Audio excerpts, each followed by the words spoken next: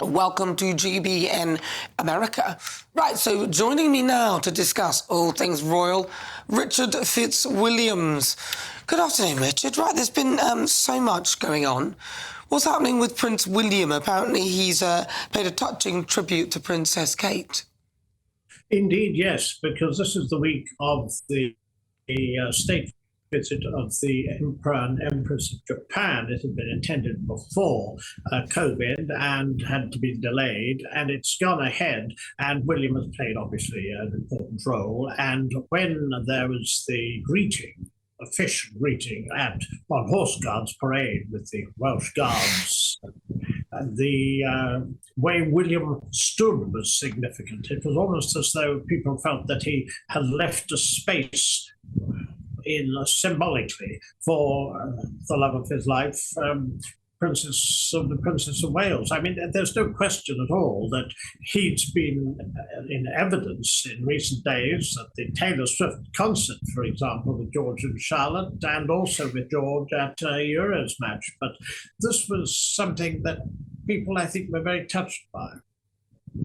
Yeah, he's really, he seems like such a wonderful man, actually. And as Travis Kelce said, that he said he was a great guy. But yeah, a lot of people seem to think that he's a really special person just from the way he behaves, the way he's carried himself, the way he's handling everything. I have to say, I'm very impressed. Now, King Charles, he had a recent speech at a state banquet which highlighted his close relationship with Prince George, Princess Charlotte and Prince Louis, whilst he also sort of emphasised the fact that he was at a distance from his other grandchildren, which is quite sad, really, don't you think? Well, obviously, I mean, the speech at the banquet, my familiarity personally with Pokemon and with Miss Kitty is, I have to say, remarkably small, but I think that it resonated with a large number of young people. Yes, there's a sadness there. There's also the fact that he has obviously three grandchildren who he sees a great deal of. I mean, George, Charlotte and Louis are an integral part. Indeed, they're the future of the royal family. Regarding Archie and Lily, I'm afraid that is another area, and it's another world, it's another country at the moment. Whether or not, and at some subsequent time, with the rift as deep as it actually is, that King Charles will be able to see them. I mean, we simply don't know. There have been all sorts of reports that he might consider a visit of some sort to the United States, but at the moment, I mean, that simply wouldn't be on the cards. It's difficult enough, given the fact he's battling cancer. I mean, planned for October, where in Samoa, the Commonwealth of Government, he was supposed to be followed by tours to the Antipodes and Fiji, and that's being scaled back. Well, of course, I mean, he's got to get well. We want him to get well, and it's unwise for him to do tours like that with his current situation. But, of course, King Charles is definitely eager to see those children. I just don't understand why you wouldn't sort of make sure that your kids got to know the King of the United Kingdom. I don't think they're going to be thankful for Meghan and Harry for not having that bond with their grandparents. I don't think it's wise. Now, apparently, Meghan Markle's set to release another new product under her American Riviera Orchard brand. Well, apparently, I mean, what we've had, firstly, jams and the like, I mean, what Meghan needs to make this successful, it's a sort of TIG 2. People will remember TIG 1 was the lifestyle blog where she helped to make a name when she was in Suits. One goes back several years for this. American Riviera Orchard, what it needs and what it isn't currently getting is A-list support. I mean, it's one thing to have a top polo player, who's a friend of Harry's supported. There are occasional celebrity names, but what they need is something a great deal more substantial. Now, we'll have to follow what's happening because, of course, we've had the reports that she's planning an entertainment program on Netflix, and also that Harry is doing a series on polo. He'll be lucky if that attracts a vast audience because it's an elitist sport. But so far as the various jams and the raspberry, I think, that was recently released. I mean, again, it wasn't a proper release. There was only one post about it. So we'll just have to keep an eye on see how well Meghan does. I mean, compared to the likes of Gwyneth Paltrow, I rather doubt it.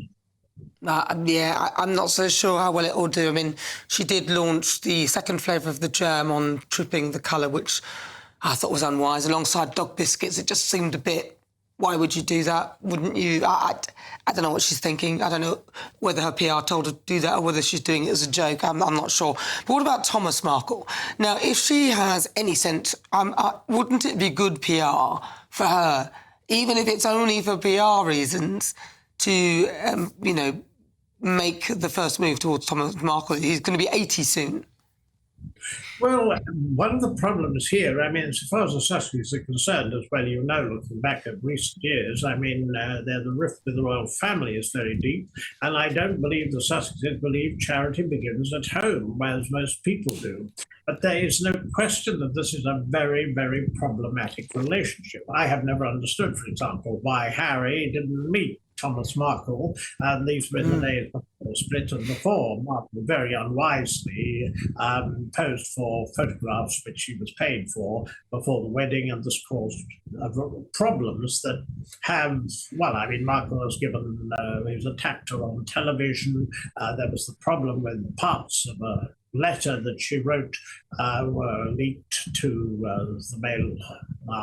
This is something that infuriated her. Now, to what extent and exactly the nature of this rift is problematic. I mean, whether or not one of the Sussex, whether Meghan or Harry will ever deal with this, for example, in a memoir or in an interview, I strongly doubt it. But I can see, of course, where Thomas Markle is coming from. He is nearly 80. He never met his grandchildren. He never met Harry. Now, of course, it's a weird situation. It's, putting it mildly, this is an example of an extraordinarily dysfunctional family.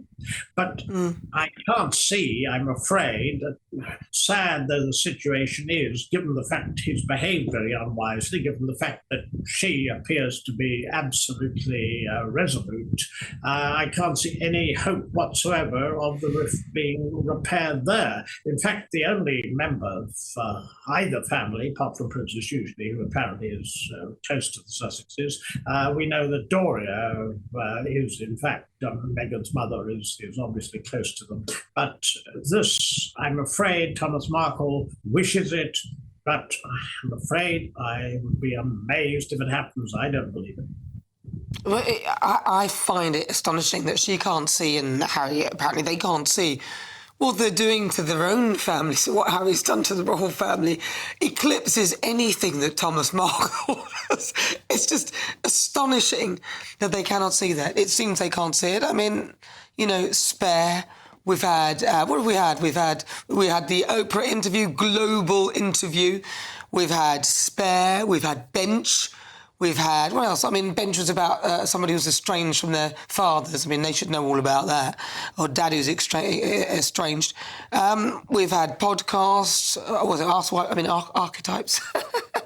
We've had loads of things from them. Why can't they see it? Why can't they see it?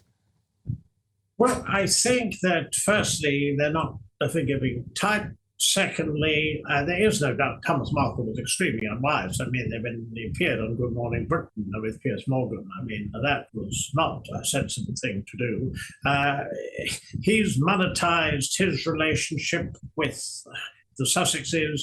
They desperately resent it, and what exactly the situation was, because after all, he helped to bring, indeed, he brought Meghan up pretty well single-handed for several years, according to reports. So one would think it was only sensible at this stage in his life that they could make some gesture, a gesture perhaps with that he met the grandchildren, even if they didn't meet him. But it doesn't seem like it.